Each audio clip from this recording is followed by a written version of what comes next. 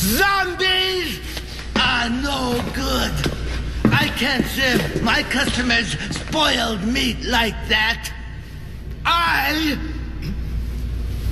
have a reputation to uphold. At what point is this madness going to stop? What's going on, guys? Welcome to another episode of Smash JT. And the latest victim of DEI is now transitioning into video game characters.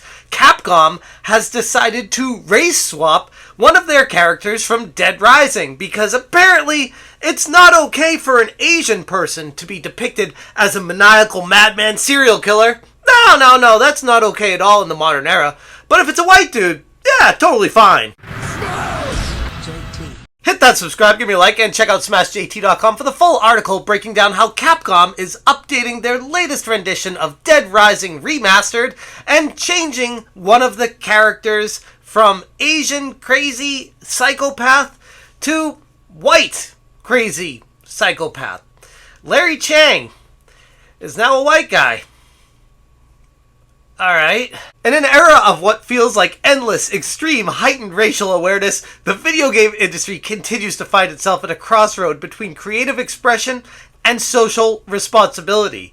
The seemingly self-imposed mandate by these gaming companies to save themselves from being cancelled by culture warriors. The latest example has been found in Capcom's decision to race swap Larry Chiang, a character from the 2006 title Dead Rising, in its upcoming remaster. And while yes, I get it, it's a very minor character in the grand scheme, it's a small portion of the game that doesn't affect anything whatsoever at all, it makes me wonder, why would Capcom do this? What would be the rationale behind it? Because people could look at this and say, yeah, it's not a big deal. Like, why are we even making a video about it? They decided to take the game in a different direction and change one of the characters in the game. It doesn't affect the gameplay. Why are you complaining about it? To which I'd respond, why would they change it if it's not a big deal? In the trailer, they give us a quick glimpse of what Larry has been updated to now, but we don't know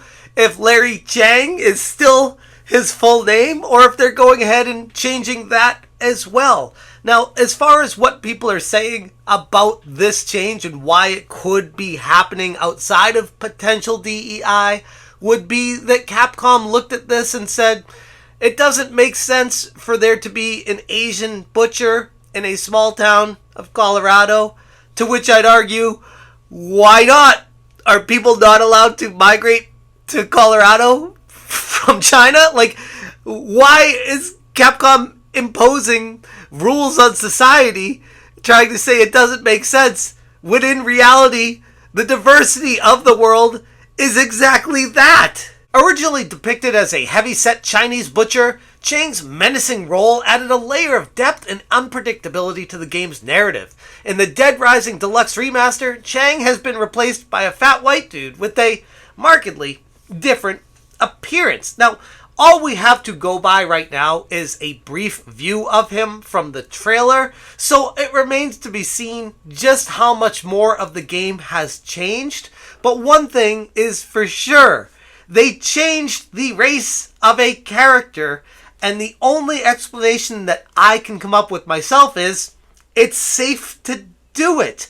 Capcom is afraid of being cancelled or having people try to boycott the game because it depicts an Asian character in a bad light.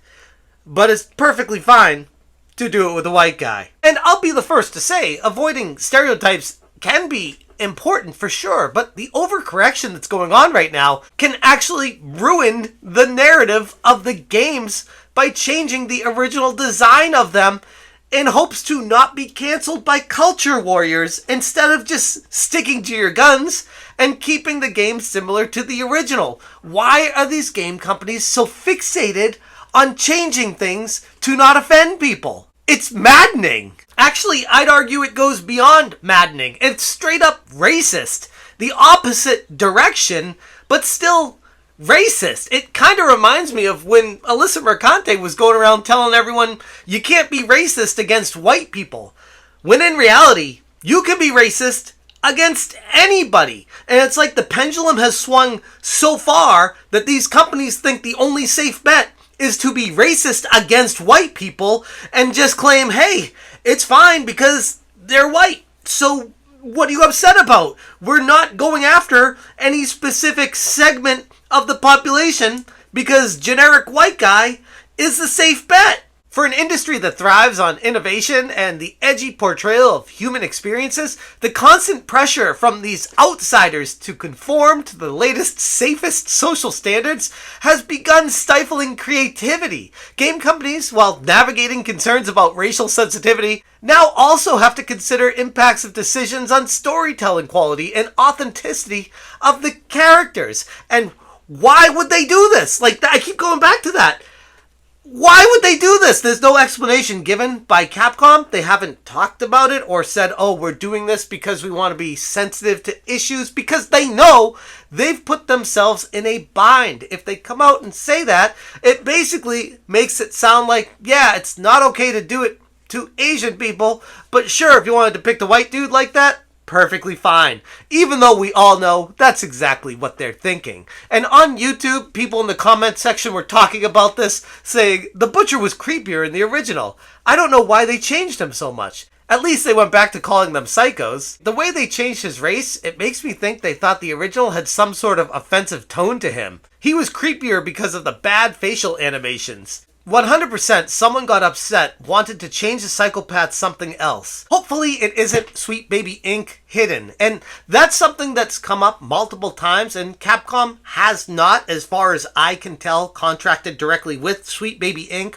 or a DEI firm in particular. This is all internal, coming from Capcom as far as we know right now. Now, Grums on Twitter addressed this saying, I'm Asian.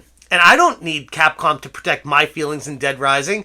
I need better games without knee-jerk political DEI censorship. Race swapping to white is actually the racist move here. It's like whitewashing the characters out of the game because Capcom is too fearful that keeping an Asian in the game and giving them a psychotic backstory is bad.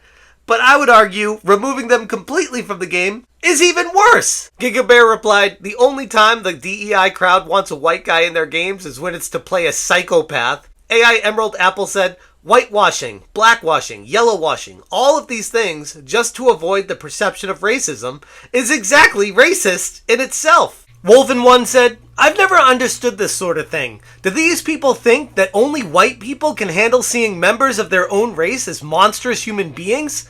Honestly, stuff like that tends to come across as patronizing to me. Just treat people like mature, sensible adults. It's not that hard. Banana Chicken the 22nd replied to him saying, do these people think that white people are the only ones able to handle this? It's much worse than that. They think that only white people can do bad things. Well, sometimes they include Asians, depending on the left's current narrative. And the replies go on from there, with most people in agreement that this is not a good direction for the game industry to be going. And unless we speak up about it, it's going to keep happening. It is a slippery slope that has been picking up speed over the years. And yes, I know there's always that certain segment of the community that gets mad at me every time I point this stuff out. But it's because if you don't, it will overtake your games and ruin the entire hobby. At least that's how I feel about it. I know a lot of this sounds like doom and gloom, and how a lot of people could take this as it's really not that big of a deal. I'm making a mountain out of a molehill.